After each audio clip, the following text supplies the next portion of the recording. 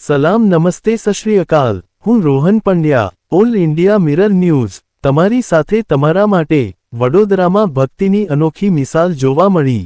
સંસ્કારી નગરી વડોદરામાં જોવા મળ્યો અનોખો ભક્તિભાવ।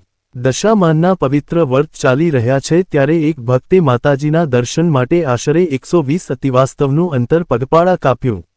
આ ભક્તે પોતાની જાતે દોરેલી માતાજીની સુંદર છબી સાથે પગપાળા યાત્રા કરી અને વડોદરા ખાતે ઠેકારનાથ યુવક મંડળ વસાવા પરિવાર દ્વારા યોજાયેલા માતાજીના દર્શન કરવા પહોંચ્યા।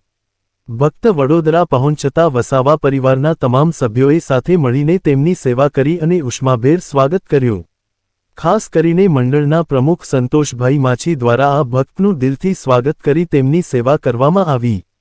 માતાજી પ્રત્યેની આ અદ્ભુત આસ્થા અને 120 કિલોમીટરની પગપાળા યાત્રા જોઈને ઉપસ્થિત ભક્તોમાં પણ ભક્તિનો અનોખો માહોલ જોવા મળ્યો।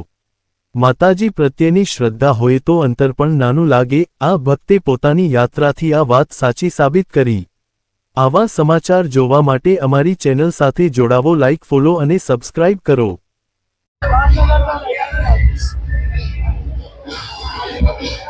તમારી ભક્તિ વિશે તમે મારી ભક્તિ વિશે હું દર વર્ષે વિડીયો જોઉં છું દશામાના।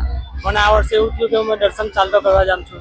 એમ મિત્રો બધા આવે જ છે બાઇકો લઈને, પણ કોઈ મિત્રો બેસે નહીં લાવે બાઇક પર। પછી મેં રાત્રે કાલે દિવસનું વિચારેલું કે મારે જવું જ છે, એટલે મેં 6 કલાક દશામાની સતત પેન્ટિંગ બનાવતો રહ્યો। પછી સવા 3 વાગે તૈયાર થઈને પછી નીકળી આવ્યો। અહીંયા 12 વાગે આવી ગયો। હમણાં કેટલા કિલોમીટર ચાલીને આવ્યા? 120 કિલોમીટર જેટલું છે।